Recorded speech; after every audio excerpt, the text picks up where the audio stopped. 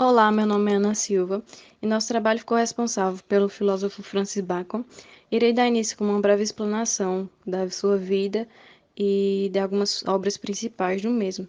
Bem, ele foi um filósofo político e ensaísta inglês, que era o mesmo que autor de ensaios científicos e políticos. Ele foi considerado um dos primeiros e mais importantes filósofos modernos, pois ele contribuiu muito com seus estudos sobre ciência para muitos métodos científicos e desencadeamento da ciência. Ele iniciou seus estudos no Trinity College, onde estudou filosofia e matemática aos 12 anos. Bacon sempre teve muitas oportunidades em partilhar suas habilidades e conhecimentos com os líderes do poder na época, pois ele, por ser bastante reconhecido, acabou sendo nomeado representante do pequeno distrito em 1584 na Câmara dos Comuns, como também se tornou Lord Conselheiro, Lord Guardião e Lord Chanceler em anos posteriores. O mesmo ele foi acusado de cometer corrupção e subornar pela Câmara dos Comuns.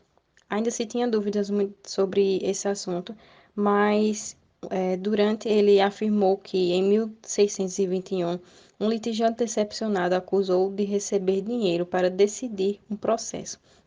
Então essa frase ela acaba comprovando o ocorrido e nós podemos ver o exagero de desvio de ética do filósofo e ele acabou sendo preso na Torre de Londres e pagando multa por causa desse ocorrido. Falando um pouco agora sobre suas obras, o filósofo em questão ele tinha muito anseio em revolucionar a ciência. Então ele deu início a uma obra chamada Novum Organum, que significava novo instrumento, em 1620. Foi uma contraposição ao Organon de Aristóteles, em que ele vai criticar o método da estrutura, do raciocínio válido e da argumentação aplicados em toda a ciência. Bacon ele vai afirmar o seguinte: os homens até agora pouco e muito superficialmente se têm dedicado à experiência, mas têm consagrado um tempo infinito a meditações e divulgações engenhosas. Bem, para Bacon, tinha tanto ter a análise das coisas como também ter a experiência. E isso não era o que muitos outros estudos científicos eles afirmavam. Então ele passou a ver isso e começou a desejar, ansiar para revolucionar isso na ciência. Continuando falando sobre suas obras, o autor ele criou uma obra Nova Atlântida. O livro ele foi escrito em 1625 e 1626, no entanto é uma obra inacabada, pois ele veio a falecer antes. Nessa obra, o autor ele consegue fazer a junção de religião e da ciência.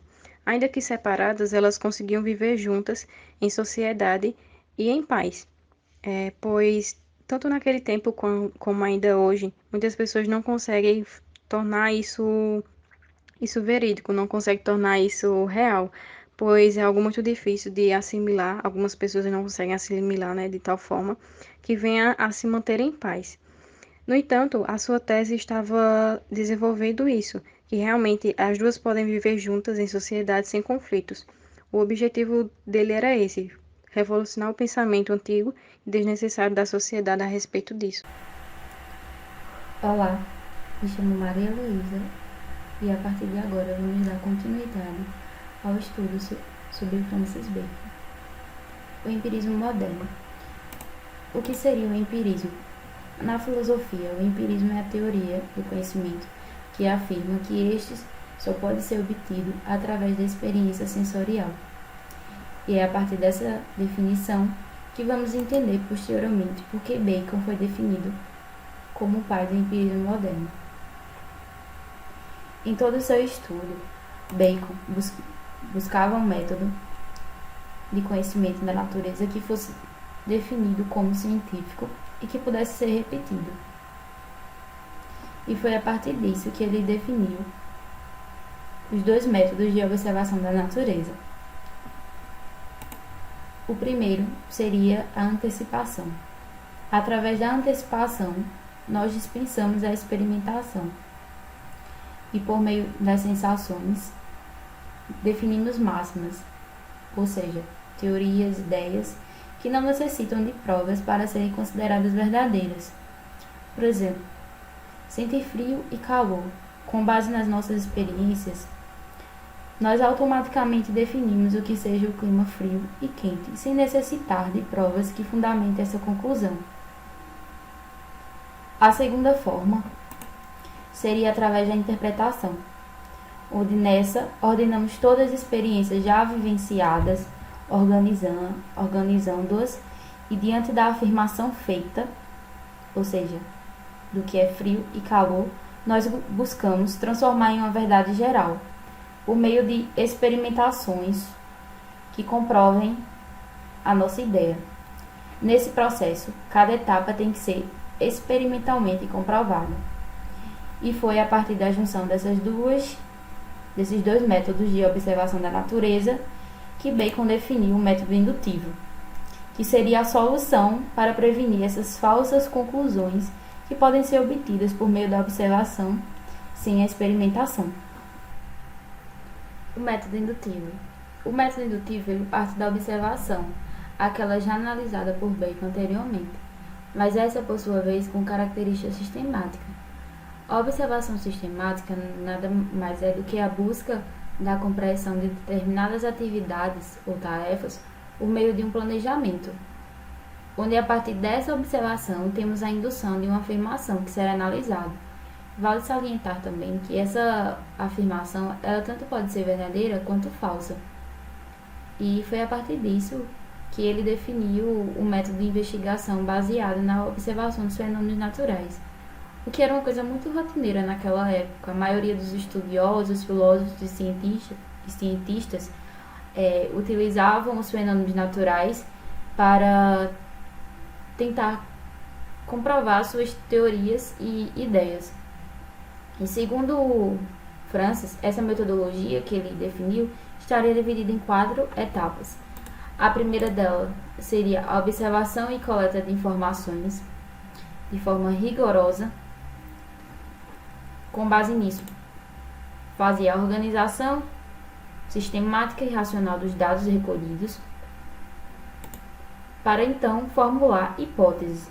Hipóteses essas que seria comprovada na etapa 4, a partir de experimentações e repetições, conforme idealizado anteriormente, porque, como eu já havia dito, Bacon, desde o início dos seus estudos, ele buscava um método que pudesse ser científico, e justamente o método indutivo, ele se encaixa nessa premissa, pois ele obedece à ordem sistemática de um estudo. Ele precisa seguir aquela ordem e de forma criteriosa para a gente conseguir chegar ao resultado esperado.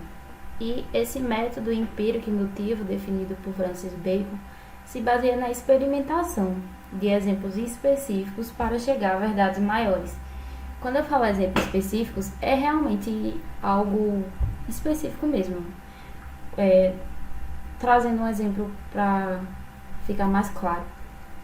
Por exemplo, se eu defino que o gato tem coração, o cachorro tem coração e o humano tem coração, logo, todo ser vivo, ele tem coração. E é justamente isso.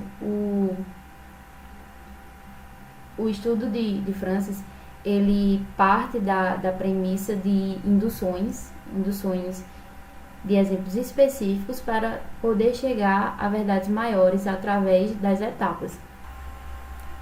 Embora o método indutivo seja muito utilizado na ciência, alguns estudiosos consideram essa abordagem falha, como por exemplo o Descartes. E é a partir disso que a gente precisa definir, para poder entender a abordagem de Descartes, a diferença do racionalismo para o empirismo. O Descartes, ele era considerado um filósofo racionalista e não empirista, por isso que sua ideia foi de encontro à ideia proposta por Francis Bacon. No racionalismo, nós temos uma teoria filosófica que se baseia na afirmação de que a razão é a fonte do conhecimento. Já no empirismo, temos uma teoria baseada na ideia de que a experiência é a fonte do conhecimento, ou seja, para que nós tenhamos conhecimento de um determinado assunto, nós precisamos passar pela experimentação para poder gerar a nossa conclusão. Já os racionalistas, não. Apenas a razão é a nossa fonte de conhecimento maior. E isso tudo se deu porque, através de um levantamento particular naquela etapa de indução, logo após a observação, eles puderam encontrar determinadas conclusões que não passavam de suposições, ou seja, Descartes encontrou falhas no estudo do método indutivo de Francis Bacon. Mas isso se deu já por algo que também em seu estudo Francis Bacon já havia retratado, que vai ser o assunto abordado no próximo tópico. Ou seja, o método indutivo, ele sugere a verdade, mas ele não garante a verdade justamente por causa dessas premissas que podem atrapalhar o desenvolvimento do estudo. Falando um pouco agora sobre a teoria dos ídolos, Francis Bacon, ele acreditava que na mente humana havia bloqueios, e ele chamou esses bloqueios de ídolos do intelecto, que caracterizavam como noções falsas presentes na mente do ser humano, que fazia com que o ser humano tinha dificuldade em desencadear o estudo científico e ter acesso à verdade.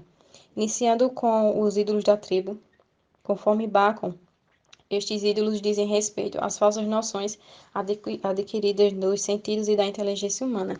Muitos filósofos, como Aristóteles, defendiam a ideia de que todo conhecimento intelecto tinha que passar primeiramente pelos sentidos, mas Bacon ele vai dizer algo muito diferente disso. Ele afirma que o intelecto humano é semelhante a um espelho que reflete desigualmente aos raios das coisas e dessa forma distorce e corrompe. Ou seja, ele afirma que ser sempre seguido somente pelos sentidos acaba nos tornando pessoas que não enxergam totalmente a verdade, mas encontrando falsas noções no meio do caminho. Outro ídolo são os ídolos da caverna. Bacon ele afirma que esses ídolos fazem referência ao próprio ser de cada um, ou seja, a nossa individualidade. São as nossas cargas culturais adquiridas ao decorrer das nossas experiências e vivências ao longo dos nossos dias, que fazem com que nós tenhamos preconceitos individuais acerca de determinados assuntos, fazendo com que sejamos bloqueados a conhecer a verdade, fazer questionamentos acerca das coisas, e aí não conseguimos enxergar as coisas do modo que elas realmente são, mas acabamos por enxergar de acordo com o nosso ponto de vista cultural ou até de acordo com as nossas experiências mesmo. Outro é os ídolos do fórum, que diz respeito à complexidade do significado dado às palavras e aos nomes, que é a principal causa desse bloqueio. Que há diversas definições ou alegorias das coisas dessa forma, acaba por não eliminar as características das coisas. Para Bacon, ele classifica em duas espécies esses ídolos, que é a primeira que faz referência às palavras abstratas, que são as palavras que dependem de outra coisa para existir, e que não diz respeito aos elementos reais. A segunda refere-se às palavras que dão nome às coisas realistas, mas de forma confusa, como exemplo a palavra sorte, que existe, mas acaba muitas vezes se tornando algo difícil de compreender. Por fim, temos os ídolos do teatro, que são estes responsáveis por tornar o homem influenciado pelas fábulas, que tentam representar uma ideia científica, mas que na verdade acabam distorcendo totalmente a veracidade das coisas e fazendo com que a construção científica também seja distorcida. Para Bacon, a religião e a teologia são as principais causas desse acontecimento, pois em alguns casos, a depender da crença e da pessoa e também dos seus conhecimentos, ao assunto abordado, o homem se limita a conhecer a verdade, tornando-se sujeito de ideias contrárias e da veracidade, e também acaba por se tornar uma pessoa que sempre segue um padrão, ao invés de seguir novos conceitos, novas ideias que podem revolucionar a ciência.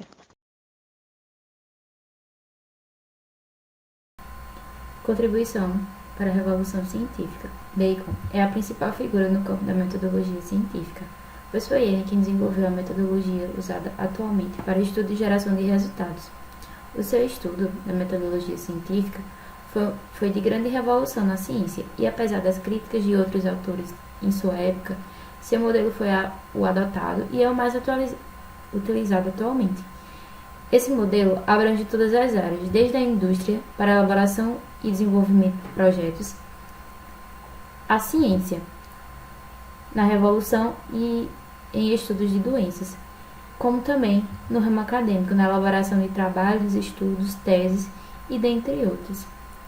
E é com isso que terminamos o nosso estudo da bibliografia do filósofo e cientista Francis Bacon.